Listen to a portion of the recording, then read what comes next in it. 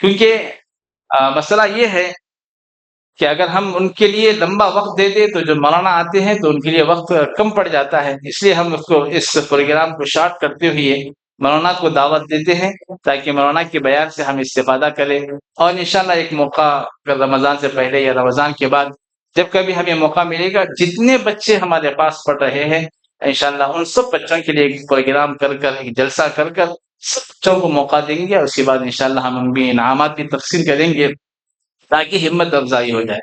تو میرے عزیز دوستو، معراج کا جو موقع ہے وہ تو انشاءاللہ آپ کے سامنے مولانا کی بات آئے گی، اور جمعہ کے موقع پر بھی آپ لوگوں نے سنا ہے۔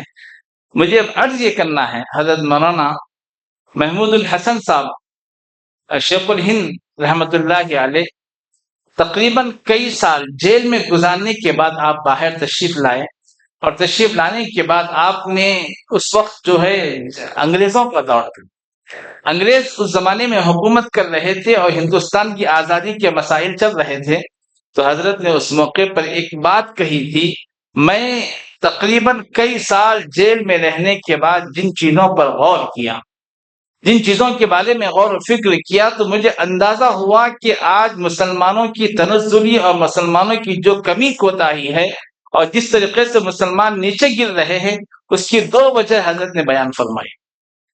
ایک، حضرت نے فرمایا کہ مسلمانوں کے درمیان آپسی نا اتفاق، اس طریقے سے وہ مسلک والے ان کے خلاف، یہ مسلک والے ان کے خلاف، انہوں ان کے خلاف، یہ ایک چیز ہے۔ اور دوسری بات حضرت نے فرمایا کہ یہ جو مکاتب ہے، مکاتب کی جس طریقے سے آبیاری ہونا چاہیے، مکاتب جس طریقے سے قائم ہونا چاہیے، وہ مکاتب قائم نہ ہونے کی وجہ سے آج مسلمانوں کے اندر بالکل تنزلی کا شکار ہو چکے ہیں۔ تو میرے عزیز دوستو، یہ جو مکتب ہے، یہ جو بچے مسجدوں میں پڑھتے ہیں، مدرسے ہیں، مدرسوں سے انکار نہیں ہے، مدرسوں کے اندر جو بچے پڑھتے ہیں وہ صرف 2% ہے۔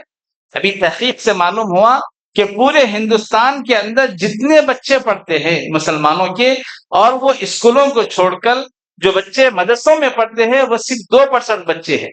ابھی 2% بچوں کو نکال کر اگر ہم یہ جو 98% بچے ہیں، ان بچوں کا کیا ہوگا؟ ان بچوں کی کیسے دینی تعلیم ہوگی؟ جبکہ ہمارے لیے ضروری ہے جتنی بھی چیزیں ہم معلوم تعلیم، جتنی بھی چیزیں فرائض میں سے ہے یا سنتوں میں سے یا واجبات میں سے، جو ہماری ساری ضرورتوں میں سے ہے، جیسے نماز جنازہ کا طریقہ ہے، اور جو ہے اسی طریقے سے فرائض ہے، واجبات ہے، اور جو چیزیں ہمارے لیے ضروری، یہ بچے ہمارے کب سیکھیں گے؟ یہ بچوں کو کب معلوم ہوگا کہ ہماری دین کیا ہے، شریعت کیا ہے، اسلامی طریقہ کیا ہے؟ یہ کب معلوم ہوگا؟ یہ اسی وقت معلوم ہوگا جب ہمارے بچے مکتبوں میں جائیں گے اور ان کی تربیت کی جائے گی، ان کو سکھایا جائے گا۔ تو مکاتب سے اپنے بچوں کو جوڑنے کی کوشش کریں۔ الحمدللہ ہمارے درمیان مولانا تشریف لا چکے ہیں، تشریف لا رہے ہیں، بڑی خوشی کی بات ہے۔ آپ پہلے بھی تشریف لائے، کرسی لے کے بالہ ہم الحمدللہ تشریف لائے، مگر جگنی کی راتوں کے موقع پر آپ کا وقت ملتا نہیں، آپ تشریف لائے، میں آپ کا استقبال کرتا ہوں، مرحبا اہلا و سہلا کہتے ہوئے حضرت والا سے میں گزارش کرتا ہوں کہ آپ ہم سب کو مستفید فرمائیں۔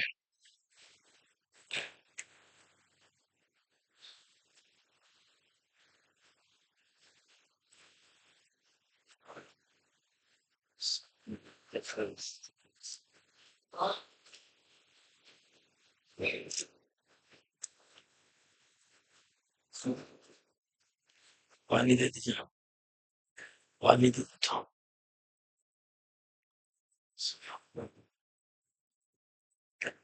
الحمد للہ رب العالمین، والصلاة والسلام على سید الانبیاء والمرسلین وعلى آلہ وصحبہ وذریاتہ واہل بیتہ اجمعین، اما بعد، اعوذ باللہ من الشیطان الرجیم، بسم اللہ الرحمن الرحیم، سبحان الذي أسرى بعبده ليلا من المسجد الحرام إلى المسجد الأقصى الذي باركنا حوله لنريه من آياتنا إنه هو السميع البصير۔ وقال النبي صلى الله عليه وسلم إني رأيت سبحات وجهه، أو كما قال عليه السلام، صدق الله العظيم وصدق رسوله النبي الكريم، ونحن على ذلك لمن الشاهدين والشاكرين والحمد لله رب العالمين. اللهم صل على محمد وعلى آل محمد وبارك وسلم. سبحان ربك رب العزة عما يصفون وسلام على المرسلين والحمد لله رب العالمين. محترم بزرگان دین، مکرم سامعین اکرام، معزز نوجوانان اسلام، السلام علیکم ورحمۃ اللہ وبرکاتہ۔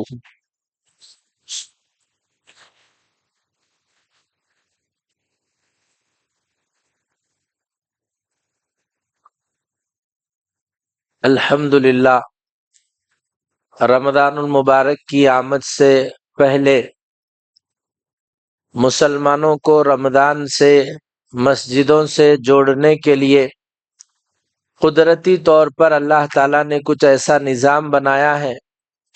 دو مقدس راتوں کی شکل میں مسلمان نبی کی سنت کو زندہ کرنے کے لیے، رمضان کی تیاری کی فکر دلانے کے لیے شب معراج کے عنوان سے، پھر کبھی شب برات کے عنوان سے اجتماعات ہمارے علاقوں میں کیے جاتے ہیں، جس سے مقصد دین سے مسلمانوں کو واقف کرانا، اللہ رسول سے وابستگی کی فکر دلانا۔ اسی کے پیش نظر یہ مسجدوں میں شب معراج اور شب برات کی محافل اور اجتماعات منعقد کیے جاتے ہیں۔ آپ سب کی تشریف آوری معراج کے محیر العقول معجزے کو سن کر اللہ کی قدرت کو، نبی کی عظمت کو اپنے دل میں بٹھا کر اپنے دل کو منور کرنا ہے۔ معراج النبی کے عنوان سے ہم سب کو 4 باتیں سمجھنی ہیں۔ پہلی بات تو یہ سمجھنا ہے کہ معراج کیوں کرائی گئی، اور دوسری بات یہ سمجھنا ہے کہ معراج النبی صلی اللہ علیہ وسلم خواب ہے یا جسم کے ساتھ حقیقت میں حضور کو آسمان پر لے جایا گیا۔ تیسری بات یہ سمجھنی ہے کہ معراج کیسے ہوئی، اور چوتھی بات یہ سمجھنا ہے کہ معراج کے تحفے اور معراج کا انعام کیا ہے۔ انشاءاللہ مختصر سے وقت میں ان 4 باتوں پر مختصر سی روشنی میں آپ کے سامنے ڈالوں گا۔ پہلی بات تو یہ ہے کہ معراج کیوں ہوئی ہے۔ اللہ کا یہ اصول ہے، اللہ تعالیٰ بندے سے جتنی قربانی لیتے ہیں، اللہ بندے کو جتنا مجاہدے میں ڈالتے ہیں، اللہ بندے کو جتنا تڑپاتے ہیں، اس کو اتنی بلندیاں دیتے ہیں۔ آپ سورہ علم نشرح پڑھیے، اس میں اس کو ذکر کیا گیا ہے۔ اللہ نے کہا وَرَفَعْنَا لَكَ ذِكْرَكَ، اور اس سے پہلے ہے، اس کے بعد ہے إِنَّ مَعَ الْعُسْرِ يُسْرًا۔ یہ آیتوں کا تناسب اور ترتیب بتا رہی ہے۔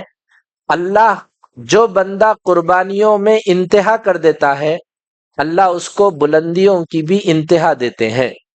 حضور علیہ السلام نے قربانی میں انتہا کر دی۔ کیسی قربانی میں انتہا کی؟ سرکار نے خود ارشاد فرمایا اوذیت فی اللہ ما لا اوذی احد من الانبیاء، میں کو اللہ کے نام سے، دین کے نام سے اتنا ستایا گیا جتنا کسی کو نہیں ستایا گیا۔ آپ نے کیا قربانیاں دی؟ دنیا جانتی ہے۔ مکہ میں 13 سال مشرکین مکہ کی اذیتوں کو برداشت کرے، کھانے میں زہر دیا گیا، دیوال کے پیچھے ٹھہرا کر پتھر ڈال دیا گیا، ایسی ایسی تکلیفیں دی گئی۔ اللہ حفاظت اور امان میں رکھے۔ سرکار نے اللہ کے دین کے لیے قربانیاں بے شمار دی، قربانیوں میں انتہا کر دی، تو اللہ نے بھی بلندیاں دینے میں آپ کو انتہا کر دی اور معراج پر بلا کر وہ بلندیاں عطا فرمائی۔ یہ ایک بات ہے کہ معراج النبی کیوں ہوئی کے عنوان سے۔ دوسری بات یہ ہے، اللہ کے نبی صلی اللہ علیہ وسلم نے فرمایا من تواضع للہ رفعہ اللہ۔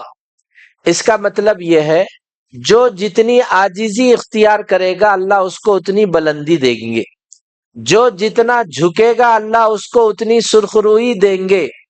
आजिजी का पैकर थे मोहम्मद रसूलुल्लाह। ऐसी आजिजी थी, रास्ते में चलते चलते किसी औरत ने कहा कि मोहम्मद रुको, मुझे तुमसे कुछ पूछना है। वहीं पर रुके और उस औरत से बात करके उसके मसले का हल कर दिए। एक पागल औरत थी जिससे मक्का में कोई बात नहीं करता था, हुजूर अलैहिस्सलाम के पास आई, 3 घंटे पागल गुफ्तगू करते रही, सरकार उसकी बात सुनते रहे। वो औरत बस होकर चले गई, तंग आकर चले गई। साहबा ने कहा कि या रसूल अल्लाह, ये पागल की कोई सुनते नहीं, आप कई को सुनते बैठे। हुजूर ने फरमाया, दुनिया वाले कोई भी इस पागल की नहीं सुन रहे, मैं भी नहीं सुना तो मैं रहमतुल लिल आलमीन किस तरह हूँगा। आपकी आजीजी ये थी, सीधे सादे कपड़े पहनते थे, सहाबा में बैठे तो आपके लिए कोई अलग मसनद नहीं होती थी। एक दिन एक सहाबी आए, हुजूर अलैहिस्सलाम बैठे हुए थे मजलिस में, पूछा, मिन कुम मोहम्मदुन, तुम में मोहम्मद कौन है? आपकी आजीजी और सादगी ये थी, आप खच्चर पर सवारी करे, आप गधे पर सवारी करे, आप बकरियों के उच्चों को चलाए। आपकी आजीजी का आलम ये था, अपने बच्चों को तो गोद में खिलाते थे, कौम के 6 बच्चों ने नबी के गोद में पेशाब किया। आपकी आजीजी का आलम ये था, हुजूर अलैहिस्सलाम ने फरमाया, मैं गुलाम हूँ, गुलाम की तरह खाता हूँ, गुलाम की तरह पीता हूँ, गुलाम बनकर सोता हूँ। ये आजीजी में आपने इंतहा कर दी। अल्लाह का वादा है, जो आजीजी करता है हम उसको बुलंद करते हैं। दुनियाए आजीजी में बेमिसाल आजीजी आपने पेश की, अल्लाह ने बुलंदियों में बेमिसाल बुलंदी आपको मेराज में इनायत फरमाई। ये दूसरी वजह है कि हुजूर अलैहिस्सलाम को मेराज क्यों कराई गई। आदमी के पास बच्चे होते हैं, बच्चे बड़े हो गए, 18 साल 20 साल के हो गए, तो आदमी अपनी जायदाद बच्चों को दिखाता है, बेटा ये 2 घर है, मैं बनाया सो हूं, ये फार्म हाउस है, ये भी मेरा ही है, ये कंपनी है, ये भी मैं ही बनाया हूं, ये सब बेटा तुम्हारे लिए बनाया हूं। बाप अपने बच्चों को अपनी जायदाद दिखाता है। अल्लाह ने जिसके लिए कायनात बनाई थी, अल्लाह ने जिनके सदक़े में कायनात बनाई थी, उनको पूरी दुनिया और पूरी कायनात दिखाने के लिए आपको बैतुल्लाह से बैतुल मुक़द्दस, वहां से 7 आसमान, वहां से जन्नत जहन्नम, वहां से अर्श इलाही और पूरी कायनात की सैर कराना चाहा, इसीलिए आपको मेराज पर बुलाया गया। ये 3 बातें हुई कि सरकार को मेराज क्यों कराई गई। आप जानते हैं, सारे लोग हशर के मैदान में नफ्सा नफ्सी का नारा लगाएंगे, सबको अपनी फिक्र होगी। अगर कोई जात है जिसकी जुबान पर या रब्बी उम्मती है, तो वो मोहम्मदुर रसूलुल्लाह है। ऐसा होगा क्यों? उसकी वजह यह है, हजरत मूसा अलैहिस्सलाम को फिरौन से लड़ने भिजाना था और हजरत मूसा की लाठी को सांप बनाना था। अल्लाह ने मूसा अलैहिस्सलाम से प्रोग्राम मैदान में जाने से पहले रिहर्सल करने के लिए मूसा से पूछा, मातिल का बियमीनी का या मूसा, मूसा तुम्हारे हाथ में क्या है? मूसा अलैहिस्सलाम ने कहा, ये लाठी है, बकरियां चराता हूँ, पत्ते झाड़ता हूँ। अल्लाह ने कहा, मूसा वो लाठी को नीचे फेंक दो। वो लाठी सांप बन गई। मूसा अलैहिस्सलाम डर गए। अल्लाह ने कहा, खुज़हा ला तखफ, मूसा डरो मत, उसको पकड़ लो। मूसा अलैहिस्सलाम पकड़ लिए। ये रिहर्सल हुआ, ये प्रैक्टिस हुई। कल जब फिरौन से लड़ने जाएंगे, आप लाठी फेंकेंगे, वो अजदहा देखकर फिरौन भी डर जाएगा, आप भी डर जाएंगे, वो खौफ खत्म हो जाए, इसलिए पहले से ये वाकया और ये मंजर कराया गया। इसके बाद सुनिए, हशर का मैदान होगा, हर शख्स उम्मत नफसी नफसी के नारे लगाएगा।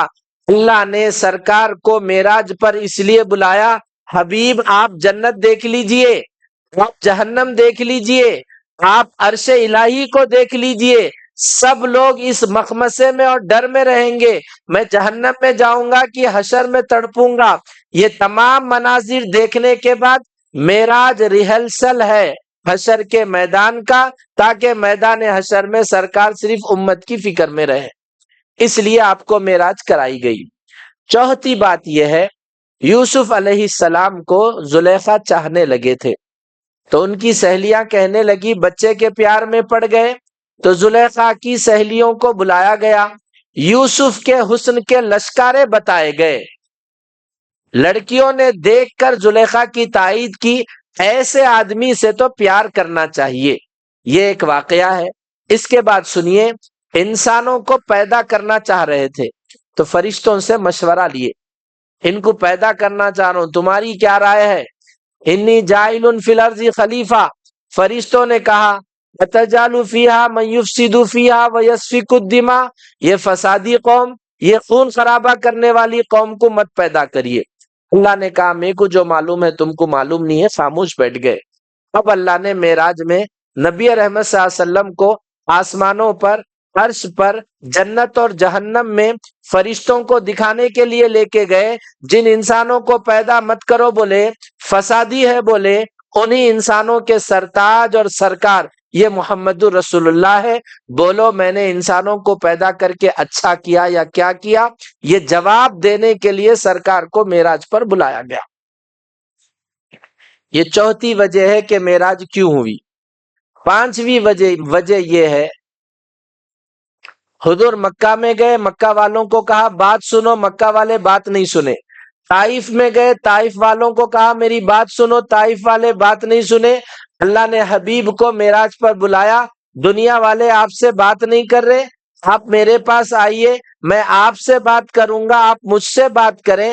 اللہ خود آپ کو ملنا چاہ رہے تھے، آپ سے گفتگو کرنا چاہ رہے تھے، اس لیے آپ کو معراج پر بلائے ہیں۔ یہ چند باتیں ہیں، اس طرح کی باتیں تقریباً 20-30 ہے۔ میں اس عنوان کو یہی ختم کرتا ہوں۔ معراج کیوں ہوئی؟ حضور کو آسمان پر، عرش الہی پر کیوں بلایا گیا؟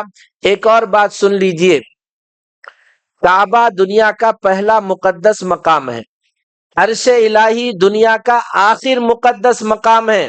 بیت اللہ سے، کعبے سے جو دنیا کا پہلا مقدس مقام ہے، عرش الہی جو دنیا کا آخر مقدس مقام ہے، وہاں تک حضور کو لے جایا گیا اور دنیا میں یہ اعلان کرایا گیا، یہ پہلے اور آخر مقدس گھر میں جو پہنچے ہیں، انہی کے اوپر مقدس مقامات اور عظمتیں ختم ہوتی ہے۔ تمام رفعتوں میں یہ پہلے ہیں، تمام عظمتوں میں یہی آخر ہے، ابتدا بھی عظمتوں کی یہی ہے، انتہا بھی عظمتوں کی یہی ہے۔ یہ بتانے کے لیے حضور صلی اللہ علیہ وسلم کو معراج کرائی گئی۔ یہ چند باتیں تھے جو معراج کیوں ہوئی اس عنوان پر آپ کی خدمت میں عرض کیے گئے۔ آخری اور اہم بات یہ ہے، دلہن کو ودا کرتے ہیں تو دلہن کے ابا جان لڑکے کے ماں باپ کو بولتے میری بچی ہے، بھولی ہے، معصوم ہے، غلطی کری تو معاف کر دو، میرا چہرہ دیکھ کے درگزر کر دو۔ اللہ کے نبی کو معراج میں اس لیے بلایا گیا، آپ کی امت غلطی کرے گی، آپ نوح علیہ السلام کی طرح بد دعا مت دیجیے، آپ کی امت گناہ کرے گی، آپ موسیٰ علیہ السلام کی طرح بد دعا مت دیجیے، امت آپ کے ہاتھ میں دے رہا ہوں، ان کے گناہوں کو دیکھ کر بد دعا مت دیجیے، میرا چہرہ دیکھ کر ان کی مغفرت کی دعا کریے۔ اسی لیے حضور علیہ السلام کو معراج پر بلایا گیا تاکہ امت کا ہاتھ حضور کے ہاتھ میں دیا جائے۔ یہ ایک عنوان تھا جو اس موقع پر آپ کی خدمت میں عرض کیا گیا، معراج کیوں ہوئی۔ دوسری جو بات ہے، معراج خواب ہے یا حقیقت ہے؟ معراج جسمانی ہوا یا روحانی ہوا؟ اس سلسلے میں 4 باتیں آپ سمجھیے۔ پہلی بات تو یہ ہے کہ جو قرآن کی آیت ہے معراج کے سلسلے میں، سبحان الذی اسرا، سبحان کا لفظ قرآن میں کب کہا گیا؟ کوئی کرشمہ ہوا؟ حضرت عیسیٰ بغیر والد کے پیدا ہوئے، جب سبحان کا لفظ استعمال کیا گیا، جہاں جہاں کچھ میجک ہوا، کچھ کرشمہ ہوا، اس کرشمے کا اظہار کرنے کے لیے سبحان کا لفظ لایا گیا۔ یہاں بھی سورہ اسراء میں جہاں معراج کا تذکرہ ہے، سبحان کا لفظ اس لیے لائے تاکہ یہ بتایا جائے آپ کو معراج روحانی نہیں جسمانی ہوئی، کیونکہ لے جانے والی ذات وہ ہے جس کا نام سبحان ہے۔ یہ ایک دلیل ہے کہ آپ کو معراج جسمانی ہوئی، آپ اسی جسم کے ساتھ آسمان پر گئے جس جسم کے ساتھ آپ مکہ اور مدینہ میں جلوہ افروز تھے۔ یہ سفر بنیادی طور پہ 3 حصوں پر ہے۔ ایک کو معراج کہتے ہیں، دوسرے کو اسرا کہتے ہیں، تیسرے کو اعراج کہتے ہیں۔ بیت اللہ سے بیت المقدس کا سفر یہ معراج ہے، بیت اللہ سے بیت المقدس کا سفر اسرا ہے، بیت المقدس سے کیا کہتے ہیں سدرۃ المنتہا کا سفر یہ معراج ہے، سدرۃ المنتہا سے لا الہ نہایا لا مکان قرب کی انتہائی درجوں تک وہ اعراج ہے۔ یہ 3 سفر ہے، اسرا ہے، معراج ہے اور اعراج ہے۔ تو میں یہ بتا رہا تھا حضور کو معراج جسمانی ہوئی، اس کی ایک دلیل یہ ہے کہ قرآن کا آغاز سبحان سے ہوا، اللہ کوئی قدرت بتانا چاہتے ہیں تبھی یہ لفظ لاتے ہیں۔ دوسری بات، اسی آیت میں اللہ تعالیٰ نے فرمایا سبحان الذی اسرا بعبدہ۔ عبد کس کو کہتے ہیں؟ جسم اور روح والے بندے کو عبد کہتے ہیں۔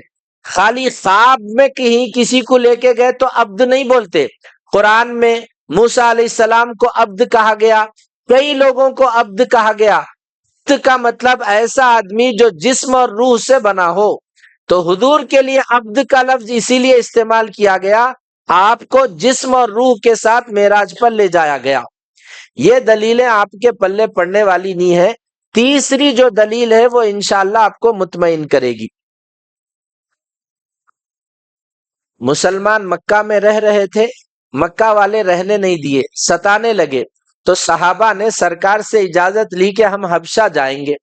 10-12 لوگ حبشہ گئے تو مشرکین مکہ آ کے مسلمانوں کے خلاف بادشاہ کو بولے، بہت سی باتیں بولے۔ اس میں سے ایک بات یہ بولے، انہوں جس پیغمبر کو مانتے ہیں وہ پیغمبر کا دعویٰ ہے کہ انہوں راتوں رات بیت المقدس کو گئے کتے، ایسے عجوبے کے باتاں بول رہے، انہوں نبی کیسے ہو سکتے؟ ایسا بادشاہ کو ورغلانے کے لیے بولے۔ بخاری شریف کی حدیث ہے، بادشاہ نے بیت المقدس کے نگران کو بلایا اور اس سے پوچھا میاں فلاں تاریخ کو فلاں رات میں مسجد کھلی تھی کیا؟ تو اس آدمی نے کہا میں روزانہ مسجد کا دروازہ بند کر کے جاتا ہوں، جس دن یہ واقعہ ہوا اس دن مسجد کا دروازہ بند کرنے گیا تو بھی بند نہیں ہوا، لہذا میں کھلنا چھوڑ کے چلے گیا۔ دوسرے دن جب صبح آیا تو میں نے دیکھا اب تک جتنے پیغمبر اس مسجد میں آئے تھے ایک لوہے کی کنڈی کو اپنا جانور بنے تھے۔ صبح میں کو اندازہ ہوا کہ رات میں کوئی پیغمبر آئے اور اس کنڈی کو اپنا جانور کی رسی لگائے، اس سے اندازہ ہو گیا کہ یہاں رات میں کوئی پیغمبر آئے۔ یہ بات سننے کے بعد وہ بادشاہ کو مطمئن ہوا۔ کافر بادشاہ کو اطمینان ہو گیا کہ معراج جسمانی ہوئی، اس زمانے کے مسلمان کو اطمینان نہیں ہو رہا کہ معراج جسمانی ہوئی۔ بول یوٹیوب پہ فونوں میں بول رہے کہ بھائی خواب میں ہوا، یہ پاسبل ہے کیا ایک آدمی راتوں رات اتنی دور چلے جاتے؟ تحقیق کے مطابق آپ کا سفر اتنا لمبا تھا، اگر کوئی گھوڑے یا اونٹ پہ بیٹھ کر وہ سفر کرتا 18 سال میں اس منزل تک پہنچتا۔ آج کی رات میں جو آپ کا مبارک سفر ہوا اس کی مسافت کو اگر حساب کیا جائے تو 18 سال کے عرصے میں اس منزل تک پہنچتے جہاں حضور معراج میں گئے۔ بہرحال یہ چند دلیلیں تھی جو یہ بتانے کے لیے ہے کہ حضور کا سفر جسمانی ہوا۔ اچھا، ایک اور دلیل سمجھ جائیے، جب حضور علیہ السلام سفر سے واپس آئے، معاشرے میں یہ بات ہوئی کہ آپ بیت المقدس گئے، آسمان پر گئے، ابو جہل اینڈ کمپنی ابو بکر کے پاس آئے اور آ کے ان سے سوال کرے بھائی بتاؤ ایک صاحب راتوں رات بیت المقدس چلے گئے، کہتے ایسا ہوتا کیا؟ تو ابو بکر سمجھدار آدمی تھے، انہوں بولے ایسا نہیں ہو سکتا، یہ دھوکہ ہے۔ تو اس وقت ابو جہل اور ان کے ساتھیوں نے کہا تمہارے دوست محمد رسول اللہ کہہ رہے ہیں راتوں رات انہوں بیت المقدس گئے، وہاں سے عرش تک گئے۔ تو جبرائیل نے کہا یہ تو چھوٹی بات ہے، ہم تو اب تک ان کے بڑے بڑے باتوں کو، اس سے بڑے باتوں کو مان لیے، یہ تو چھوٹی بات ہے، بڑی بات کیا ہے؟ اب تک انہوں یہ بولتے آئے جبرائیل آسمان سے آ رہے تو ہم مان لیے، ہم جبرائیل کو دیکھے نہیں لیکن اس کے باوجود انہوں آسمان سے آئے بول تو مان لیے. یہ تو محمد رسول اللہ کو ہم دیکھ رہے ہیں، انہوں آسمان پر جانا یہ اس سے چھوٹی بات ہے، انہوں گئے بول تو وہ سچ ہے. اگر یہ خواب ہوتا تو مشرکین مکہ ابو بکر کے پاس کئی کو جاتے.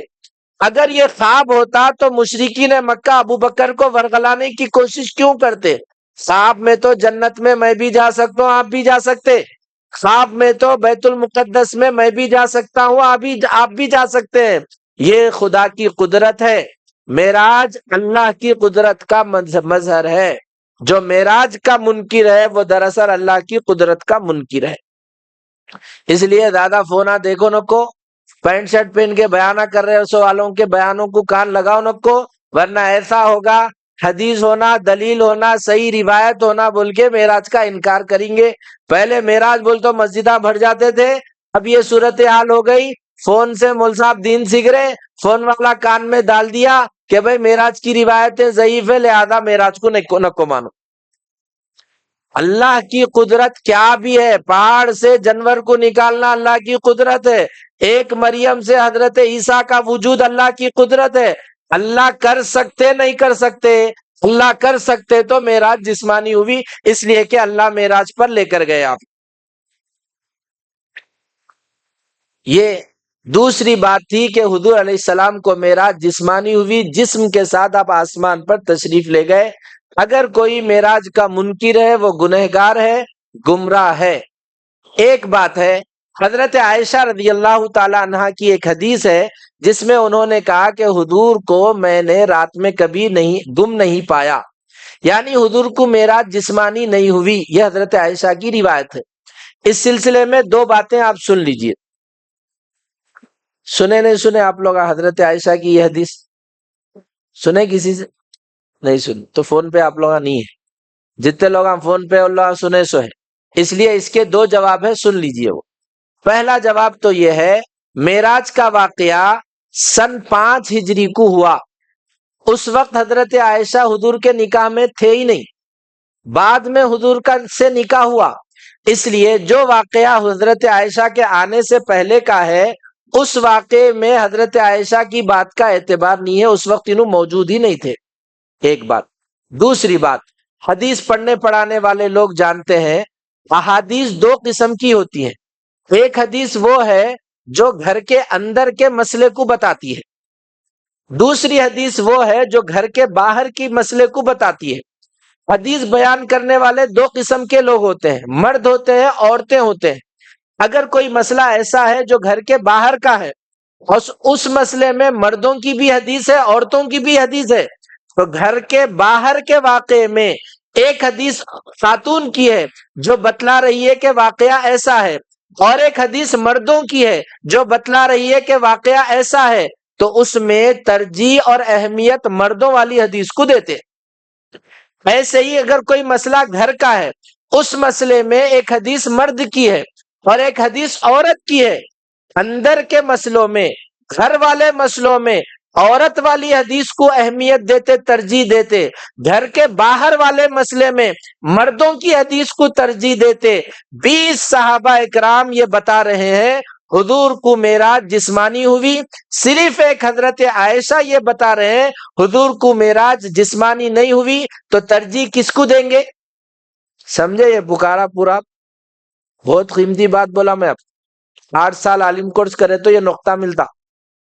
یہ جو دو باتیں میں آپ کو بتایا، گھر کے اندر کے مسئلے میں عورتوں کی حدیث کو ترجیح دیتے، گھر کے باہر کے مسئلے میں مردوں کی حدیث کو ترجیح دیتے.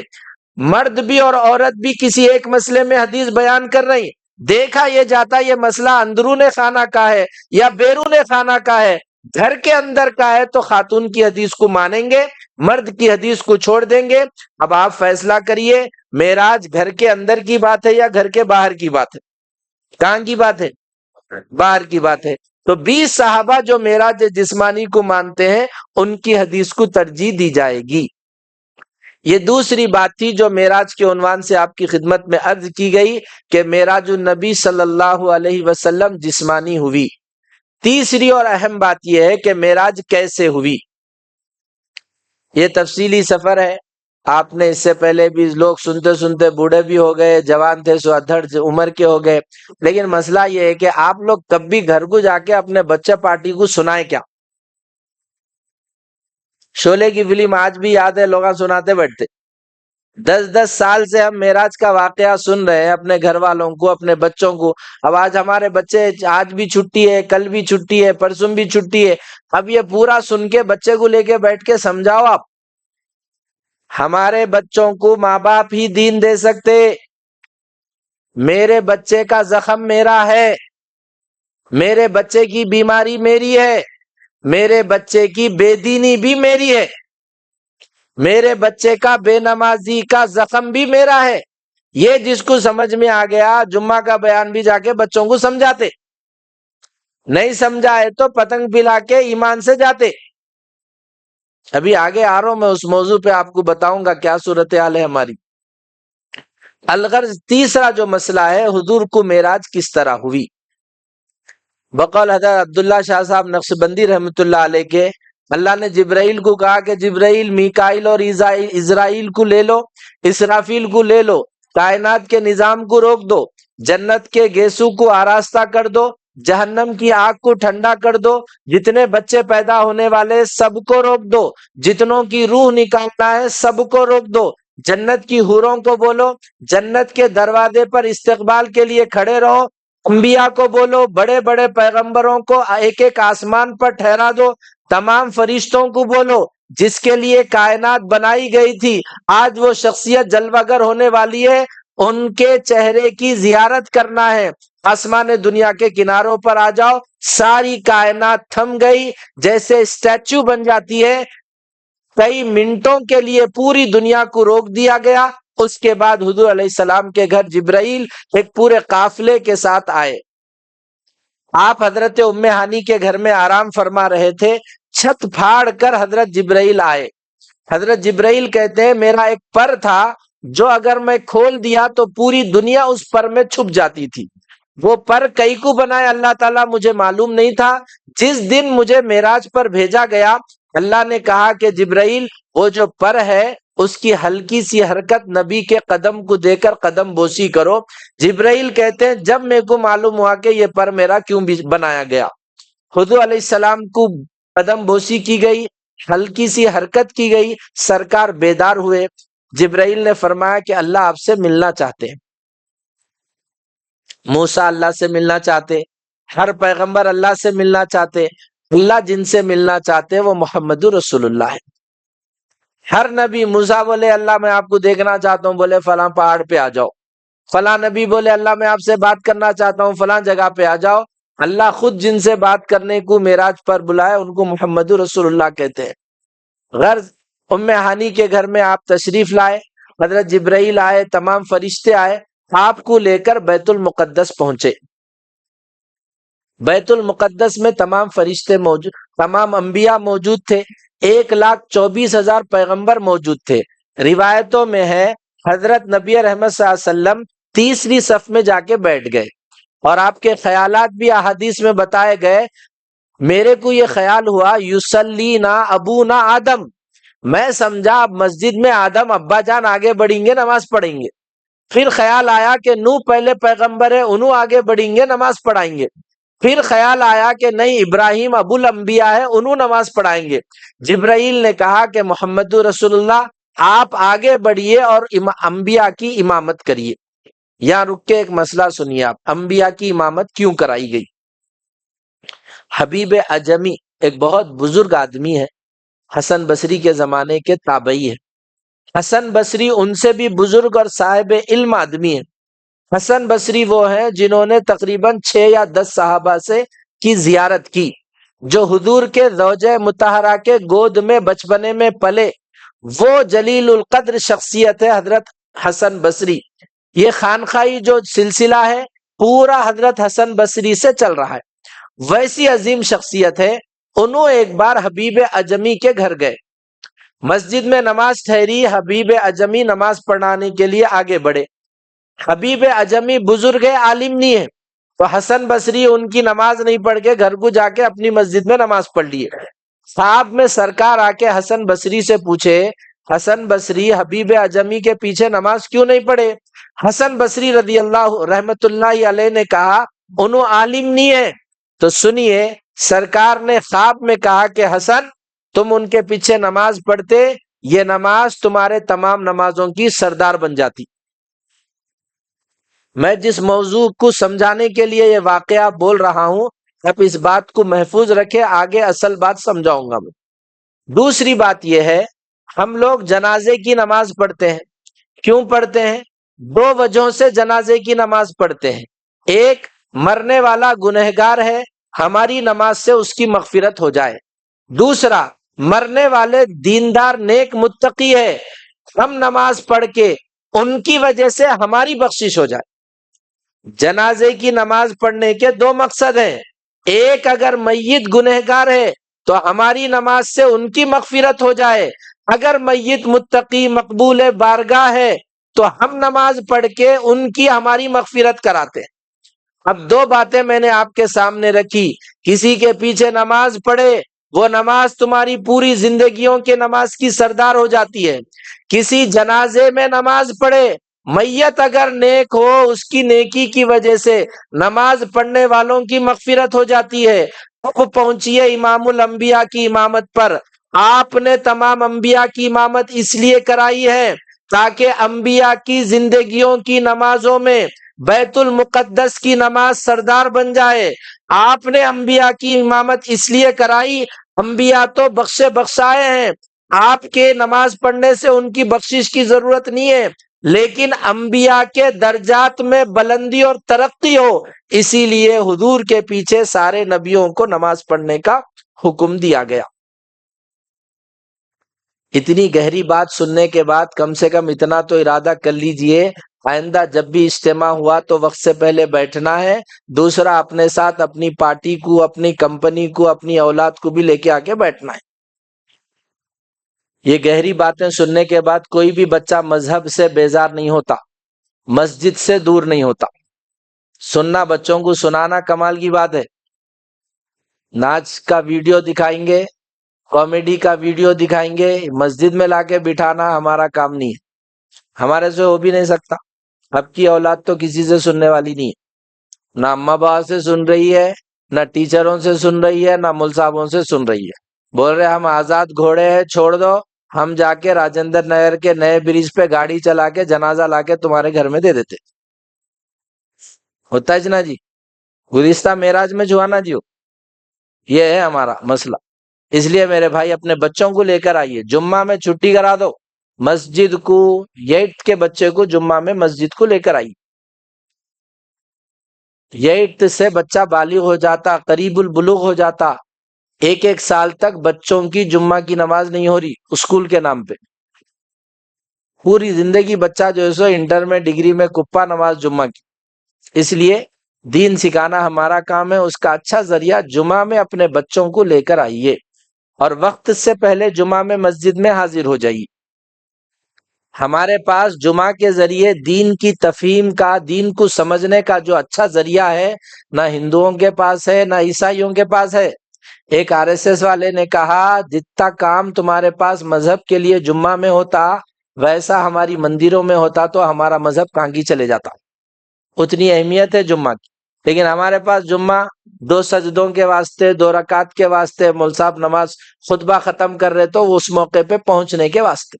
اس لیے دین سیکھنا، دین سمجھنا ہم سب کی ذمہ داری ہے۔ اپنی مسجد میں جمعہ وقت سے پہلے پہنچیے۔ 2 صف 3 صف بھی مسجدوں میں نہیں ہوتی ہے، بات چلتی ہے، لیکن کوئی تھیٹر ایسی دکھا دیجئے جس تھیٹر میں لوگ کم ہوں، کوئی ہوٹل ایسی دکھا دیجئے جس ہوٹل میں شام میں لوگ کم ہوں۔ ایسی کئی مسجدیں میں دکھا سکتا ہوں جہاں جمعہ میں اللہ کی بات سنانے کے لیے آدمی بیٹھا ہے، سوائے 4-5 مصلیوں کے جمعہ کے آغاز میں کوئی بھی نہیں ہے۔ اس لیے دین کی بات سننا، دین کو سمجھنا میری ذمہ داری ہے، اس کا احساس رکھیے۔ جمعہ میں وقت سے پہلے پہنچیے۔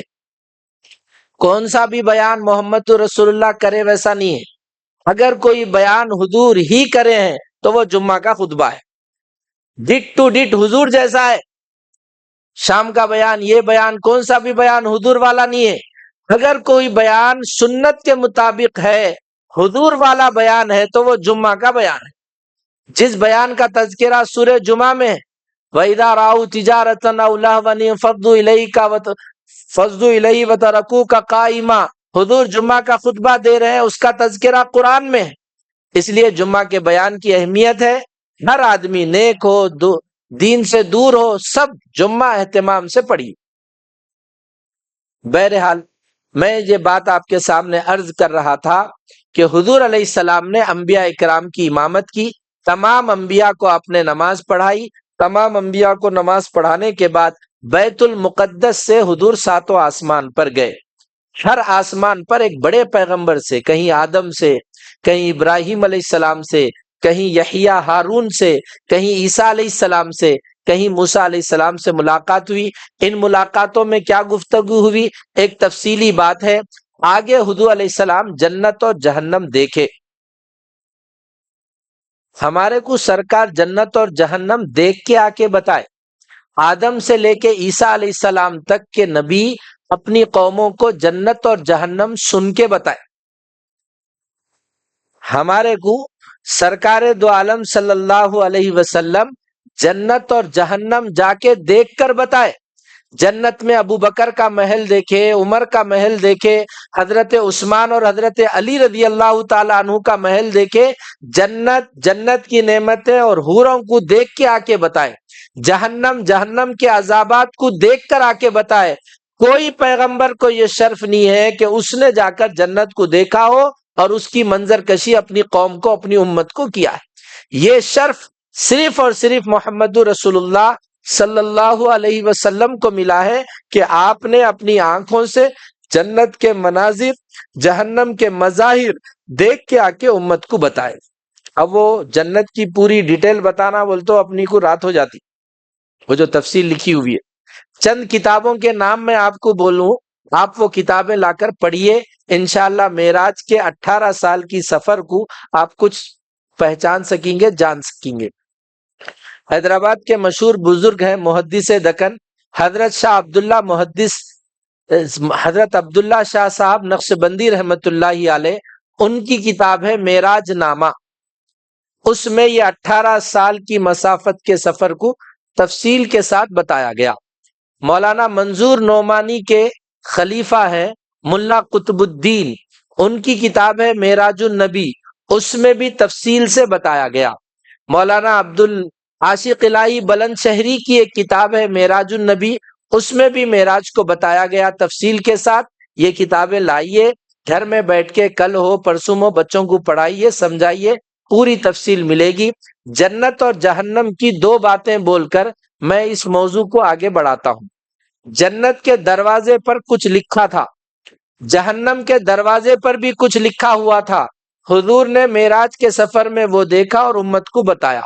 جنت کے دروازے پر لکھا ہوا تھا، کسی نے صدقہ دیا، 1 روپیہ دیے تو 10 گنا ثواب ملے گا۔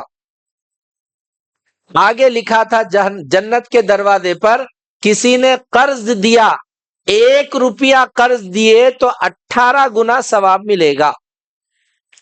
جنت کے دروازے پر سرنامے پر اوپر لکھا ہوا ہے۔ قرض کو سنیے آپ، قرض دینا بہت بڑی نیکی ہے۔ قرض دینے سے سودی نظام سے مسلمان بچیں گے۔ عبداللہ بن زبیر مسلمانوں کے بینک تھے، لوگوں کی ضرورتوں میں ان کو قرضہ دیتے تھے، لوگ اپنے مال لا کر عبداللہ بن زبیر کے پاس محفوظ رکھتے تھے۔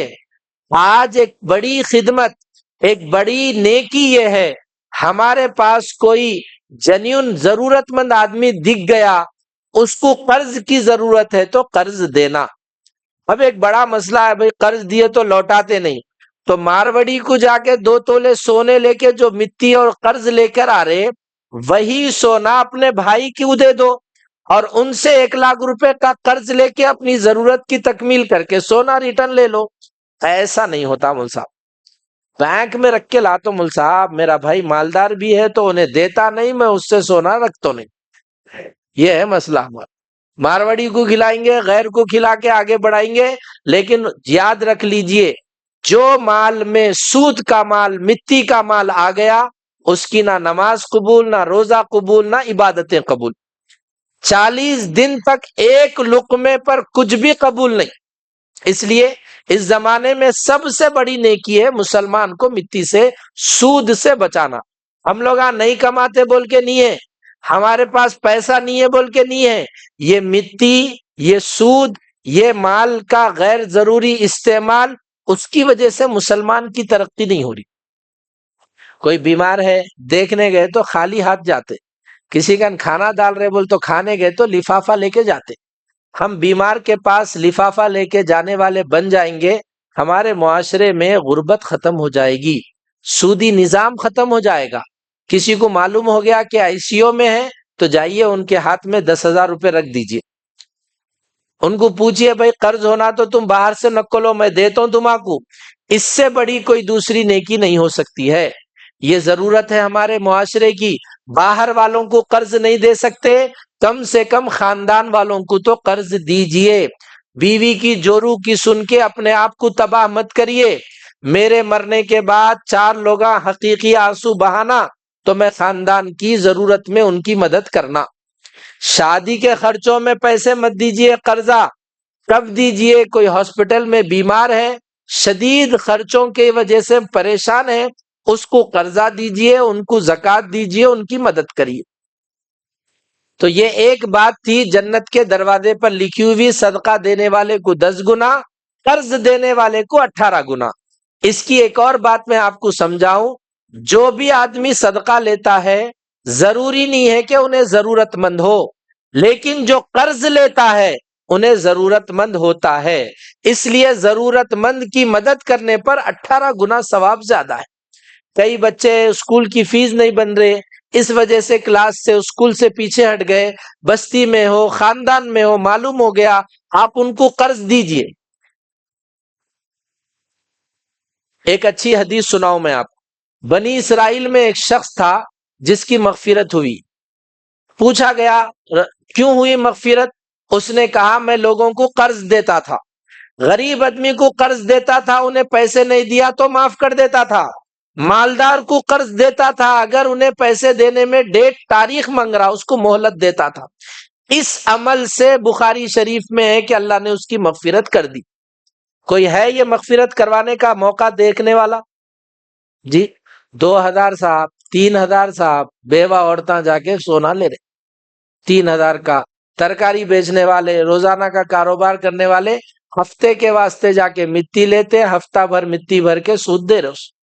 اس لیے یہ ایک دینی کام ہے، ذہن میں رکھیے۔ ہمارے سماج کو سود سے بچانے کی کیا کوشش کر سکتے ہیں وہ کریے، بہت بڑی نیکی ہے، دل سے دعا لینے کا وہ سبب ہے۔ جہنم کے دروازے پر 3 چیزیں لکھی ہوئی تھی۔ ایک چیز ہے بے نمازی ہی جہنم میں جائیں گے۔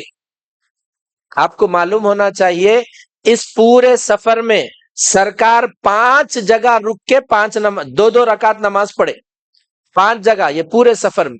ایک جہاں حضرت موسیٰ علیہ السلام اللہ سے بات کرے تھے، اس جگہ آپ نے 2 رکعت نماز پڑھی۔ دوسرا جہاں عیسیٰ علیہ السلام کی ولادت ہوئی تھی، اس جگہ آپ نے 2 رکعت نماز پڑھی۔ نماز کا اسلام میں وہی حیثیت ہے جو ہمارے سر کی بدن میں ہے۔ جس کے پاس نماز نہیں اس کا اسلام سے تعلق نہیں۔ دنیا کیا بھی بولے، آپ سرکار کی زندگی کا جائزہ لیجئے، ان کی پوری زندگی میں 2 کام کثرت سے ملیں گے، یا تو دعوت کا کام کر رہے یا نماز میں کھڑے۔ انہوں اتنا نماز میں کھڑتے تھے، اللہ کو کہنا پڑا یا ایھا المزمل قم اللیل الا قلیلا نصفہ او انقص منہ قلیلا۔ سرکار رات بھر نفل نمازیں مت پڑھیے، آدھی رات نماز پڑھ کے آدھی رات سو جائیے۔ ایسا نمازوں کا اہتمام کرنے والے پیغمبر کی امت، ہمارے پاس نماز کے واسطے ٹائم نہیں ہے، سب کے واسطے۔ مسئلہ کیا ہے؟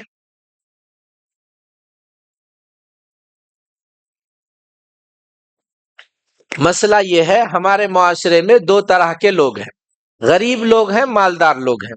غریبوں کو پوچھو بھائی نماز پڑھو، بولتے مول صاحب کمائے نے تو گھر کیسا چلتا، مول صاحب کمائے تو چلتا نا مول صاحب گھر، اس لیے میں نماز کو نہیں آتا ہوں۔ اچھا مالدار لکھپتی کروڑ پتی ہے نا، اس کو بولو نماز کو، صاحب بزنس مول صاحب بہت مصروف، مول صاحب کیسا پڑھوں میں نماز؟ اب بتائیے، غریب بول رہا پیسے نہیں ہے اس لیے نماز کو نہیں، مالدار بول رہے بہت پیسے ہے اس کو اور ڈبل کرنا اس لیے نماز کو نہیں۔ حضور سے پوچھا گیا یا رسول اللہ مسلمان کون ایمان والا ہے بول کے کیسا پہچاننا؟ سرکار نے فرمایا جس کو مسجد میں آتا جاتا دیکھو اس کے ایمان کی گواہی دو۔ بیٹا تو گاڑی پہ میرے کو اچھا دکھتا، بیٹا تو جو ہے سو گھر ذاتی بنا لیا تو میرے دل کو سکون ملتا، بیٹا یہ ماں باپ کی پکار ہے۔ سرکار کی پکار کیا ہے؟ میرے آنکھوں کی ٹھنڈک نماز میں ہے، میرے آنکھوں کو سکون دینا چاہ رہی تو تم نماز پڑھو۔ حضور علیہ السلام کا دنیا سے پردہ فرمانے کا وقت ہے، حضرت ابن عباس اور علی کے سہارے سے چلا بھی نہیں جا رہا، رینگتے ہوئے آئے مسجد میں، مصلیوں کو نماز پڑھتا ہوا دیکھ کر مسکرائے۔ اس لیے میرے بھائی یہ ذہن میں رکھ لیجئے، میں ناشتے کے بغیر رہ سکتا ہوں، نماز کے بغیر نہیں رہ سکتا ہوں، میں بغیر پانی کے رہ سکتا ہوں، نماز کے بغیر نہیں رہ سکتا ہوں۔ سرکار نے صاف فرمایا لا سہم فی الاسلام لمن لا صلاۃ لا، جو نماز کا نہیں اس کا اسلام سے کوئی تعلق نہیں۔ کبھی آپ نے سنا کہ سرکار کسی کے گھر کو جلانا چاہتے ہیں؟ کبھی آپ نے کہیں سنا کہ سرکار کسی کے لیے بد دعا دے رہے ہیں؟ لیکن حضور نے ایک بار کہا میرا یہ ارادہ ہے جو لوگ گھر میں نماز پڑھ رہے مسجد کو نہیں آ رہے ان کے گھروں کو آگ لگانا چاہ رہا ہوں۔ اس لیے نماز کا اہتمام کریے۔ اتنا بڑا جو سفر ہوا وہ نماز کا تحفہ دینے کے لیے ہی ہے۔ فجر کی نماز مسجدوں میں 2 صف 4 صف نہیں ہے، مسجد کو کچھ ہوا تو بچانے کو پوری بستی آتی، مسجد خالی ہے تو اس کو آباد کرنے کو کوئی نہیں آتا۔ اچھا کچھ لوگ کام کو جا کے ہیں انہوں مسجد کو نہیں آ رہے، ٹھیک ہے، گھر میں ہیں، گلی میں ہیں، مسجد کے پاس ہے، اذان ہو رہی پھر بھی مسجد کو نہیں آ رہے، کئی کو نہیں آ رہے صاحب، انہوں جو ہے سو ایک غلام اور آقا جا رہے تھے، اذان ہوئی تو سیٹ باہر ٹھہرا، غلام اندر نماز پڑھنے چلے گیا، مصلیاں پورے نماز پڑھ کے چلے گئے، غلام نہیں نکلا، سیٹ باہر سے پکارنے لگا کیا ہوا میاں تے کو کون پکڑ لیا اندر، تو باہر نہیں آ رہا؟ تو اندر سے غلام آواز دیا جو تمہاں کو اندر آنے نہیں دے رہا نا انہیں میرے کو باہر جانے نہیں دے رہا، میں مسجد کو نہیں آ رہا ہوں اس کا مطلب اللہ میرے کو آنے نہیں دے رہے، میرے گھر اللہ کے گھر کے میں قابل نہیں ہوں، ابا میرے کو گھر کو نہیں آنے دیے تو روتا ہوں، بابا کو مناتا ہوں، ربا میرے کو گھر کو آنے نہیں دے رہے تو میری کیا تکلیف ہونی چاہیے۔ دیکھیے یہ بچہ 8 سال کا ہے، 8 سال میں ابا کو صرف جمعہ پڑھتے ہوئے دیکھا، یہ بچہ کبھی زندگی میں جمعہ کے علاوہ دوسری نماز نہیں پڑھیں گا۔ میں بے نمازی ہو کے میری پوری نسل کو بے نمازی بنا رہا ہوں، میں جمعہ کو جمعہ آ کے میرے پورے بچوں کو بیٹیوں کو بول رہا ہوں بیٹا صرف جمعہ کے مسلمان ہیں ہم، میری بے نمازی میرے نماز چھوڑنے کا اثر میری پوری نسل کو مسجد سے دور رکھنے کا سبب بن رہا۔ لوگ پہلے ڈرتے تھے بچے ہو گئے دیندار بننا بول کے، اب تو خوف ختم ہو گیا، بچے بگڑ رہے ہیں اس میں پورے ماں باپ ذمہ دار ہیں۔ جو بچہ 18 سال تک ماں باپ کو صرف جمعہ کا نمازی دیکھا، کیا وہ بچہ 5 وقت کا نمازی بن سکتا ہے؟ باہر کی کوئی تنظیم میرے بچے کو دیندار نہیں بنا سکتی، میں خود ہی میرے بچے کو دیندار بنا سکتا ہوں۔ اس لیے اللہ کے واسطے نمازوں کا اہتمام کریے، کم سے کم آپ لوگ یہ تو ارادہ کر لیجئے کام میں نہیں رہے، گھر میں رہے، بستی میں رہے تو مسجد کو آئیں گے، 5 وقت مسجد کا نماز کا اہتمام کریں گے بہنیں سب جنے جی۔ اور ایک بات سن لیجئے، انہیں بیٹھا تو کچھ ہوتا انہیں بیٹھا تو کچھ ہوتا ایسا نہیں ہے، میری زندگی میں عمل آ گیا فرعون بھی رہیں گا، اللہ میری حفاظت کریں گے، میری زندگی میں نماز نہیں رہا، میرا بھائی میری بیوی میرے بچوں کے لاتا کھانا پڑتا میرے کو، حدیث میں ہے یہ کما ترفع اعمالکم تنزل ارزاقکم، جیسا عمل تمہارا اللہ کے پاس جائے گا ویسی روزی روٹی اللہ تم کو دیں گے۔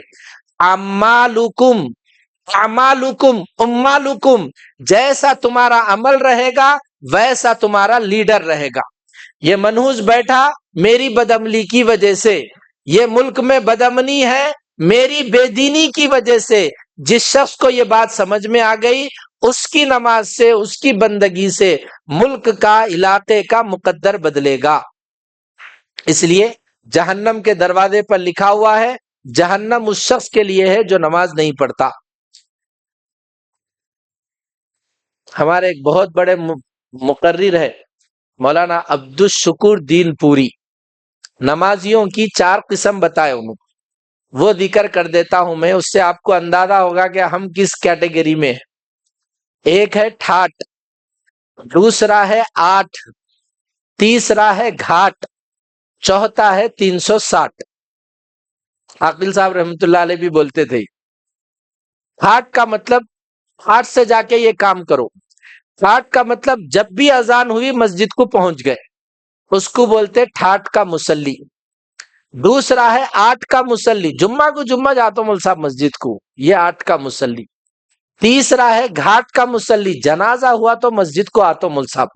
ہمارے ایک دوست بولے مسجد بھرنا ہے تو بستی میں لوگوں کو مارتے رہو، بول رہے بھائی کیا کریں گے، مسجد خالی رہے، وہ ڈر سے تو آئیں گے لوگ۔ اچھا جنازہ آ رہا تو جنازے کو دیکھ کے بھی دل میں ڈر نہیں ہے، اب تو 40 سال کے لوگ چلے جا رہے، 25 سال کے لوگ چلے جا رہے، اب بھی ڈر نہیں ہے۔ ڈر آنا بول تو کیا کرنا، میت کو غسل دے کے دیکھ لینا، ایک بار میت کو غسل دے دیجئے، اس کے بعد مسجد خود بخود آباد ہوتی۔ ہاتھ ہلائے تو نہیں ہلا تو سمجھ میں آ جاتا کل میں بھی یہ ہونے والا ہوں۔ ایک بار سبحان اللہ پڑھ سکتا، نہ کچھ بول سکتا، نہ ہل سکتا، جم کرے سو بلڈر ہو، طاقتور آدمی ہو، جنازے کو جتنا غسل دیں گے اتنا دنیا دل سے جائے گی، آخرت کی طرف آدمی آئیں گا۔ اپنے پاس تو کیا ہے، وہ سگی زومیٹو کی طرح دھونے والا تے ہے، جا بھائی دولت ہماری، بابا کو نلانا تیرا، پوری زندگی اماں بابا میں کو نلائے، بابا کا آخری غسل کرائے کا آدمی آگے دے کے جا رہا، اس سے بڑی بے غیرتی اور کیا ہو سکتی ہے؟ چھوٹا تھا تو نلائے بابا، کپڑے پہنائے بابا، بابا کا آخری غسل میں نے دے سکا تو اس سے بدنصیب بیٹا اور کون ہو سکتا؟ اس لیے غسل دیجئے، اپنی بستی کے رشتہ دار جتنے ہیں سب کا غسل دیجئے، آخرت کی فکر ہوگی، دنیا دل سے نکل جائے گی۔ دوسری بات جو جہنم کے دروازے پر لکھی ہوئی ہے، کفر اور شرک کرنے والے کے لیے جہنم ہے۔ شرک کے بارے میں ایک بات بتاؤں میں، کسی مورتی کے سامنے جھکنا بھی شرک ہے، سماج کی بات ماننا بھی شرک ہے۔ سماج بولا پٹاخے پھوڑ لو، پھوڑ لیے، شرک ہے۔ سماج بولا پتنگ پلاؤ، پلا لیے، شرک ہے۔ توحید اسی کا نام ہے، سماج جو بول رہا اس کی چھوڑ کے اللہ کی سننا۔ سماج بولا ہولی کھیلو، کھیل لیے، سماج بول رہا پتنگ پلاؤ، پلا لیے۔ پتنگ کا مطلب کیا ہے؟ سورج کی چرنوں میں پرساد رکھنا تھا، سورج تک اپن نہیں پہنچ سکتے، پتنگ پلا کے پتنگ چھوڑ دو، پتنگ جا کے سورج کے چرنوں میں پڑتی۔ سورج کی پوجا کا نام پتنگ بازی ہے، جتنے پلائے ہیں سب نے سورج کی پوجا کی ہے۔ توبہ کیجئے، رجوع کیجئے، کلمہ پڑھیے اور اپنے نسلوں کو بولیے، کوئی ایسا عید بتائیے ہماری کہ ہندوؤں بکرے لا کے دیے ہما کو، بیلا لا کے دیے ہما کو۔ میں ایسی عید بتا سکتا ہوں، مسلمان دیوالی بھی منا رہا ہے، مسلمان پتنگ بھی اڑا رہا ہے، بھائی چارہ مول صاحب۔ بقرعید کے ٹائم پہ نہیں مول صاحب، یہ ہے ہمارا مسئلہ۔ فکر لیجئے، سوچئے، ہم کیا کسی کی نقل کر سکتے ہیں؟ محرم کا روزہ ہے، حضور کو بتایا گیا یہودی بھی روزہ رکھتے، حضور بولے ہمارا ڈیفرنٹ اسٹائل ہے، ہمارا منفرد طریقہ ہے، کسی کا چاٹتے نہیں ہم، اس لیے محرم میں 2 روزے رکھائے۔ انہوں بھی رکھتے بول تو ہمارا کو کاپی پیسٹ کرنا نہیں ہے، ہم اپنے بادشاہ ہے، آزاد ہے، اور ہماری قوم پتنگ پلا رہی ہے۔ سورج ڈوبتے وقت، سورج نکلتے وقت نماز نکو پڑھو بولے، کئی کو نکو پڑھو بولے، ان موقعوں پہ غیر لوگ سورج کی پوجا کرتے، تم بھی نماز پڑھے تو سورج کے پجاری تم بنتے، اس لیے 2 وقتوں میں نماز پڑھنا حرام ہے۔ مسلمان کو سورج پوجا سے بچانے کے لیے فجر کے بعد، عصر کے بعد نماز سے روکا گیا، وہ قوم پتنگ بنا رہی، پتنگ بیچ رہی، پتنگ لوٹ رہی۔ اسی لیے شرک کا مطلب ہی یہ ہے، اللہ کے علاوہ کسی کے لیے کوئی کام نہیں کرنا، کسی بھی قسم کا نہیں کرنا۔ سب سے زیادہ مسلمان پلا رہے، مسلم علاقوں میں پلا رہے، لوٹ رہے۔ ہمارے تہوار میں کسی کو تکلیف نہیں ہے، دنیا میں جتنے لوگوں کے تہوار ہے ان کے تہوار سے جان جاتی۔ کرسمس آیا، 10 لوگوں کا انتقال ہوا کرسمس کے دن، پتنگ بازی آئی، کئی لوگوں کے گلوں پہ جو ہے سو تاگے کی وجہ سے زخمی ہو گئے، مر گئے، بتاؤ کوئی ہماری عید کسی کو تکلیف دینے والی ہے؟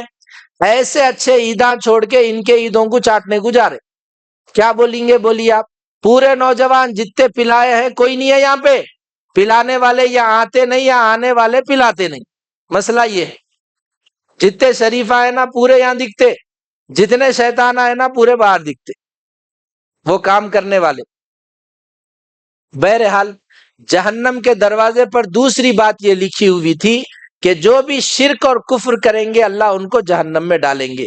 تیسری بات جہنم کے دروازے پر یہ لکھی ہوئی تھی، ناپ تول میں کمی کرنے والا جہنم میں جائے گا، ڈنڈی مار کے بازار میں کاروبار کرنے والا جہنم میں جائے گا، بیچنے والے کو پرانی نوٹ کم پیسے دے کے بھاگنے والا جہنم میں جائے گا، خریدنے والے کو پھٹ سو ٹماٹے ڈال کے کاروبار ختم کرنے والا جہنم میں جائے گا، 8 گھنٹے کی نوکری میں 7 گھنٹے نوکری کر کے بھاگنے والا جہنم میں جائے گا۔ میرا دین صرف 2 سجدوں میں مسلمان بنو ایسا نہیں بولتا ہے، مسجد میں بھی مسلمان بنو، کاروبار میں بھی مسلمان بنو۔ ویل للمطففین، ناپ تول میں کمی کرنے والے جہنم میں جائیں گے۔ مسئلہ ہے نہا نبی صلی اللہ علیہ وسلم ان بیع العربان۔ بیع العربان کیا ہے؟ ایک پلاٹ بک رہا تھا، 40 لاکھ کی قیمت تھی، میں بیانے میں 5 لاکھ روپے دیا، پیسے نہیں نکلے، 2 مہینے میں نہیں دے سکا، میرا بیانہ غیب، کیا کرتے؟ دیتے ایڈوانس۔ ایسے کاروبار سے حدیث میں منع کیا گیا۔ نہا نبی صلی اللہ علیہ وسلم ان بیع العربان، ایڈوانس دیے سو پیسہ نہیں لوٹائے، یہ ناجائز ہے۔ ایسے بہت سے مسائل ہیں مارکیٹ کے، مسلمانوں کو معلوم ہی نہیں ہے۔ کاروبار میں پیسہ کمانے میں، پیسہ خرچ کرنے میں اللہ رسول کے حکم کو زندہ کرنا ہے۔ یہ 3 باتیں جہنم پر لکھی ہوئی تھی۔ بے نمازی کے لیے جہنم ہے، شرک کرنے والے کے لیے جہنم ہے، ناپ تول میں کمی کرنے والے کے لیے جہنم ہے۔ جنت اور جہنم سے متعلق یہ چند باتیں تھی جو آپ کی خدمت میں عرض کی گئی۔ یہاں سے حضور سدرۃ المنتہا پہنچے، وہاں سے حضور علیہ السلام اللہ کے عرش کے پاس پہنچے۔ یہاں رک کر ایک بات سنیے، ایک ہوتی ہے ذات اور دوسری ہوتی ہے صفات۔ ڈاکٹر صفت ہے، عالم صفت ہے، یہ جو پرسنالٹی ہے ڈاکٹر کی وہ ذات ہے۔ جتنے انبیاء آئے وہ اللہ کی صفات کو دیکھے، کوئی بھی پیغمبر اللہ کی ذات کو نہیں دیکھے۔ محمد رسول اللہ صلی اللہ علیہ وسلم اکیلے اور واحد پیغمبر ہیں جو معراج کے موقع پر اللہ کی ذات کو دیکھے۔ عرش پہ جانے کے بعد حضور نے فرمایا انی رأیت سبحات وجہہ، میں نے میرے رب کے چہرے کی رونق کو دیکھا ہے۔ اسی لیے ان نگاہوں سے سرکار نے اللہ کو دیکھا۔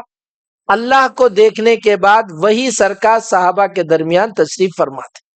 اللہ کے پاس پہنچے، آپ نے اللہ کی بارگاہ میں عاجزی کے کلمات رکھے، التحیات للہ والصلوات والطیبات، اے اللہ میری عبادت جان سے ہو، مال سے ہو، زبان سے ہو، آپ کے لیے ہے۔ اللہ کی طرف سے جواب آیا السلام علیکہ ایہا النبی ورحمۃ اللہ وبرکاتہ، نبی جی آپ پر صلاۃ و سلام ہو۔ اس کے بعد حضور علیہ السلام کو ہم یاد آ گئے، آپ نے اس جگہ کہا السلام علینا وعلی عباد اللہ الصالحین، اے اللہ مجھ پر بھی سلامتی ہو، میری امت کے نیک بندوں پر بھی سلامتی ہو۔ یہ منظر دیکھ کر فرشتوں نے کہا اشہد ان لا الہ الا اللہ واشہد ان محمد الرسول اللہ۔ یہ پورا جملہ مل کر التحیات بنا۔ نماز میں التحیات پڑھتے، یہ منظر یاد آتا یہ کون بولے سو باتاں ہیں بول کے۔ پورا التحیات معراج میں اللہ رسول کی گفتگو کا خلاصہ ہے۔ اس کے بعد معراج کے چوتھا اور آخری جو عنوان ہے، معراج میں سرکار کو کیا انعام ملے۔ 3 باتیں سرکار کو معراج کے اس سفر میں دی گئی۔ ایک، آپ کی امت شرک کے علاوہ جو بھی گناہ کریں گے میں ان کو معاف کر دوں گا۔ اسی لیے کسی بھی مسلمان کو کافر نہیں بولنا، کوئی بھی مسلمان کو کفر کی نسبت نہیں کرنا، کتنا بھی گنہگار ہو وہ جنتی ہے۔ دوسرا انعام یہ ملا ہے کہ آپ کی امت میں سے کوئی نیکی کا ارادہ کریں گے، نیکی لکھ دی جائے گی، گناہ کا ارادہ کریں گے تو گناہ لکھا نہیں جائے گا جب تک کہ گناہ کر نہ دے۔ تیسرا انعام معراج کے موقع پر نماز دی گئی۔ میں نے آپ کو شروع میں کہا تھا یہاں پہنچنے تک سرکار 5 دفعہ نماز پڑھے، وہ 5 نماز سرکار پڑھے بول کے معراج میں نماز معاف ہو کے 5 تک پہنچی۔ یہ پورے سفر میں 5 مقامات پر رک کے سرکار 5 دفعہ نماز پڑھے۔ سرکار کے سفر میں 5 دفعہ نماز پڑھنے کی وجہ سے 50 نمازیں 5 تک پہنچی۔ یہ 50 کو 5 کرنے کی ایک وجہ یہ بھی تھی، اللہ تعالیٰ حضور کو بار بار دیکھنا چاہ رہے تھے، اس لیے 50 دے کے بھیجائے، انہوں 45 بول کے واپس آئیں گے، پھر میں بھیجاؤں گا۔ بار بار آنے سے اللہ سرکار کی زیارت سے مشرف ہو، اس کے لیے آپ کو یہ سفر کرایا گیا، 5 نمازوں تک آپ کو بار بار بھیجایا گیا۔ یہاں رک کر ایک بات سمجھیے، اللہ جن کو دیکھنے کے لیے معراج پہ بلا رہے، ہم کیسے گنہگار ہے، زندہ رہ کے مدینہ کو نہیں جا رہے۔ حضور نے فرمایا من زارا روزتی کانما زارنی، جس نے روزے کو دیکھا اس نے گویا میرے کو حیات کی حالت میں دیکھا۔ اس لیے دنیا میں زندہ رہے اور زندہ رہنے کے باوجود ایک بار حرمین نہیں پہنچے، اس سے بڑا بدنصیب کوئی نہیں ہو سکتا۔ حج نہیں تو پہلے عمرہ کو جائیے اور زندگی میں سرکار کے روزے کی زیارت کر کے اپنے جینے کے مقصد میں کامیاب ہوئیے۔ یہ چند باتیں تھیں جو معراج النبی کے عنوان سے آپ کی خدمت میں عرض کی گئی۔ آخری اور اہم بات، جیسے سرکار مہمان بن کر اللہ کے پاس عرش پر پہنچے تھے، ایسے ہی سرکار ایک بار مہمان بن کر حضرت علی کے گھر آئے تھے۔ اس واقعے کو علامہ قسطلانی نے کنز المعارف میں لکھا، بڑی نصیحت والا واقعہ ہے، اس کو آپ غور سے سنیے، انشاءاللہ اس کے بعد میں اپنی گفتگو کو ختم کر دوں گا۔ حضور ابو بکر و عمر اور حضرت عثمان کے ساتھ حضرت علی کے گھر آئے۔ حضرت علی آپ لوگوں کو دیکھ کر خوش ہو گئے اور اندر حضرت فاطمۃ الزہرا رضی اللہ تعالی عنہا کو کہا ابا جان آئے، مہمان آئے، کچھ حضور کے لیے تیار کرو اور فوراً کچھ کھانے کو دے دو۔ حضرت فاطمہ ایک سفید تشتری میں شہد رکھ کے حضرت علی کو دیے۔ حضرت علی وہ تشتری اور شہد لا کر حضور کے سامنے رکھے۔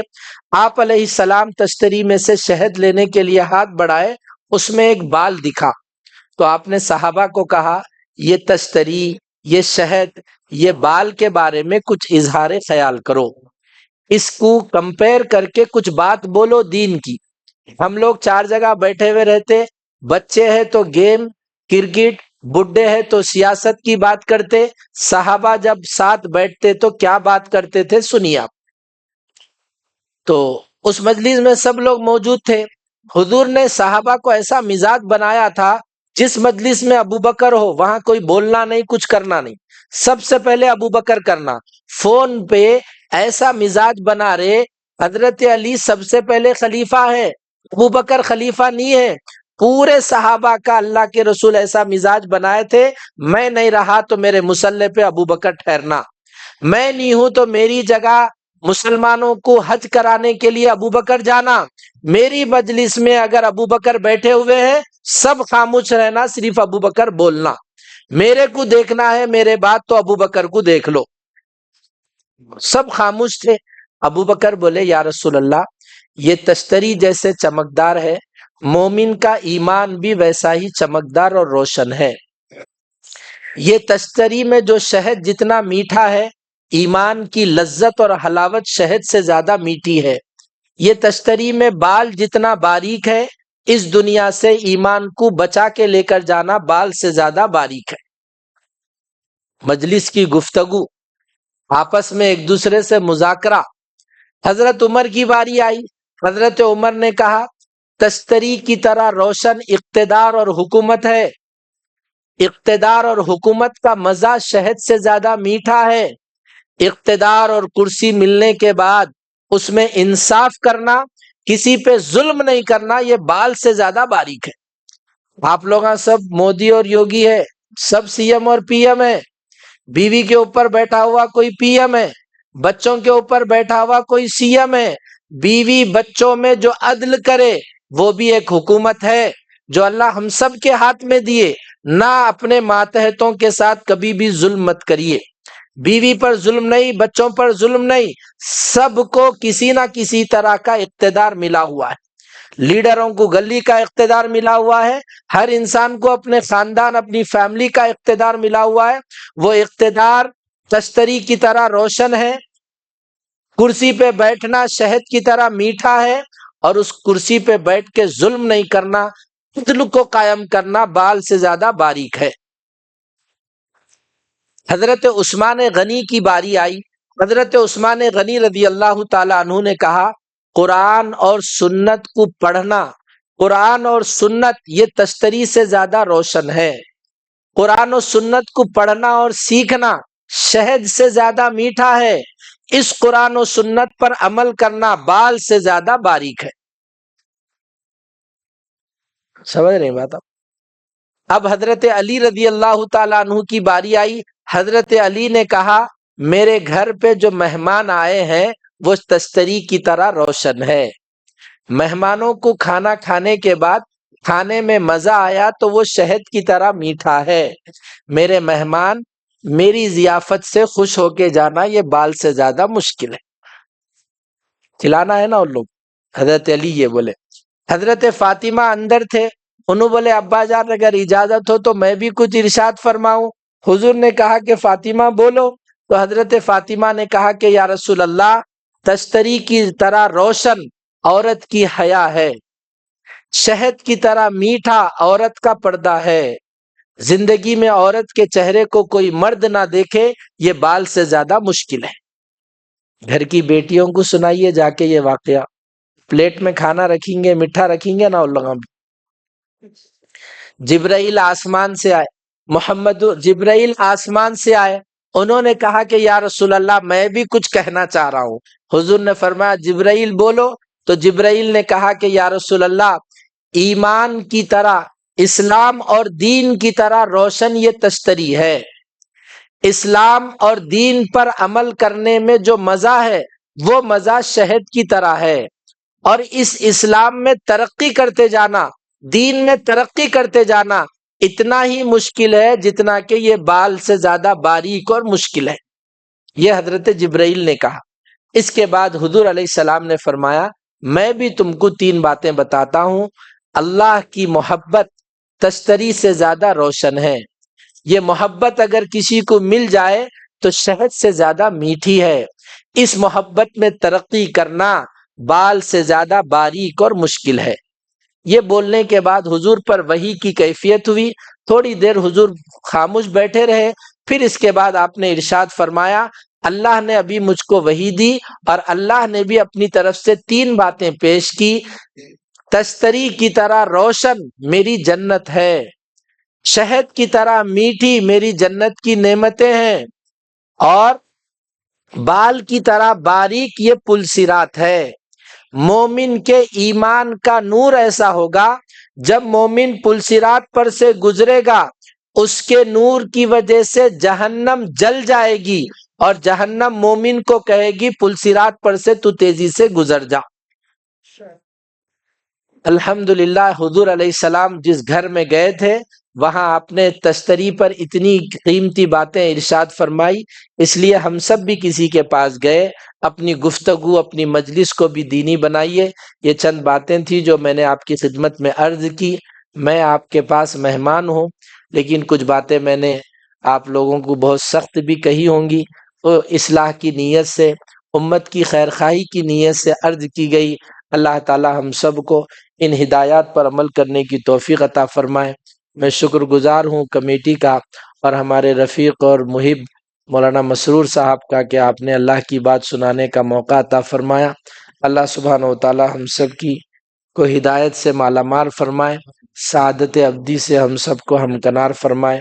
وآخر دعوانا الحمدللہ۔ آواز بھی بیٹھ گئی۔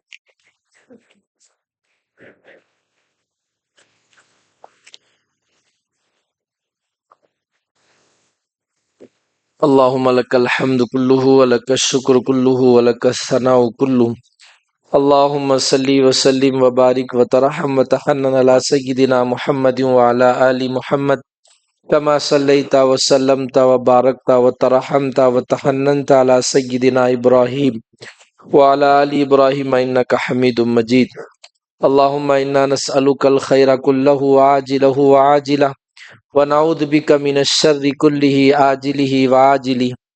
اللهم إنا نعوذ بك من الفتن ما ظهر منها وما بطن.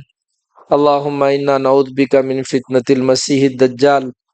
اللهم إنا نعوذ بك من فتنة المحيا والممات. اللهم إنا نسألك من خير ما سألك منه نبيك وحبيبك محمد صلى الله عليه وسلم ونعوذ بك من شر ما استعاذك منه نبيك وحبيبك محمد صلى الله عليه وسلم وأنت المستعان وعليك البلاغ ولا حول ولا قوة إلا بالله. اے اللہ ہم سب کے گناہوں کو معاف فرما دیجئے. اے اللہ ہم سب کے سیئات کو حسنات سے مبدل فرما دیجئے. اے اللہ امن، عافیت اور ایمان اور عمل والی زندگی عطا فرمائیے. اے اللہ خصوصاً اس ریاست میں امن اور سلامتی کو عام فرمائیے. اے اللہ چھپے ہوئے جتنے شریر فتین ہیں اللہ سب کو بدلہ دے دیجئے. سب کو اللہ کیفر کردار تک پہنچا دیجئے. اے اللہ اس ملک کی، اس شہر کی، اس ریاست کی حفاظت فرمائیے. اے اللہ سلامتی اور امن کو قائم فرمائیے. بد امنوں سے اس ملک کو پاک فرمائیے. اے اللہ اس مجلس میں جتنے لوگ شریک ہیں سب کو اپنی کتاب و سنت سے وابستہ ہونے کی توفیق عطا فرمائیے. مسجد کو آباد کرنے کی توفیق عطا فرمائیے. اے اللہ پیسے کی قدر جس طرح ہم کو معلوم ہے، نماز اور آپ کی ذکر کی قدر ویسے ہمارے دلوں میں بٹھا دیجئے. یقین نصیب فرمائیے. اے اللہ غفلت کو ختم فرمائیے. اے اللہ بے فکری کو ختم فرمائیے. اے اللہ ہمارے دلوں کو مسجد سے جوڑ دیجئے. ہمارے دلوں کو آپ سے جوڑ دیجئے. آپ کی عظمت اور محبت ہمارے دل میں ڈال دیجئے. اے اللہ بے دینی کو ہماری نسلوں سے ختم فرما دیجئے. بے دینی کو ہمارے گھروں سے ختم فرما دیجئے. اے اللہ ہمارے دوست مولانا مسرور صاحب اس علاقے میں جو دینی محنتیں کر رہے ہیں اجتماعات اور مدارس کے ذریعے، اے اللہ ان کی خدمات کو قبول فرما. ہم سب کو ان کا مددگار اور معاون بننے کی توفیق عطا فرما. اے اللہ ہماری اس دعا کو محض اپنے فضل و کرم سے جناب نبی رحمت صلی اللہ علیہ وسلم کے صدقے طفیل میں قبول فرما. اے اللہ سرکار کی معراج ہوئی ہے، ہم سب کو بھی نماز کے ذریعے معراج عطا فرما. یا ربی صلی وسلم دائما ابدا علی حبیبک خیر الخلق کلہم. سبحان ربک رب العزت عما یصفون وسلام علی المرسلین.